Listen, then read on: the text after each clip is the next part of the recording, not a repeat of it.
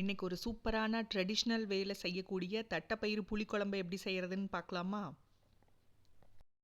First இதுக்கு 3/4 cup தட்டைப்பயிறு நல்லா அலசி எடுத்துட்டு ஒரு குக்கரில் சேர்த்துக்கலாம். இது கூட 2 கப் தண்ணி சேர்த்து குக்கரை மூடி வச்சு 6லேருந்து 7 விசில் விட்டு இறக்கி ஓப்பன் பண்ணிக்கலாம். தட்டைப்பயிறு பார்த்திங்கன்னா நல்லா இந்த மாதிரி மசிகிற அளவுக்கு வெந்துடணும். இப்போ இதை ஓரமாக வச்சுட்டு இன்னொரு பாத்திரத்தில் கத்திரிக்காய், முருங்கைக்காய், தக்காளி இது எல்லாத்தையும் சேர்த்துட்டு தேவையான அளவு தண்ணி, மிளகாத்தூள், மஞ்சத்தூள், உப்பு சேர்த்து ஒரு தட்டு வச்சு மூடி இந்த காய்களையெல்லாம் வேக வைக்கலாம். காய்களெல்லாம் நல்லா வெந்ததும் ஒரு பெரிய நெல்லிக்காய் சைஸ் புளி கரைசல், வேக வச்சு வச்சுருக்கிற தட்டைப்பயிரையும் உள்ளே சேர்த்து மறுபடியும் தட்டத்தை வச்சு மூடி நம்ம நல்லா கொதிக்க விடலாம்.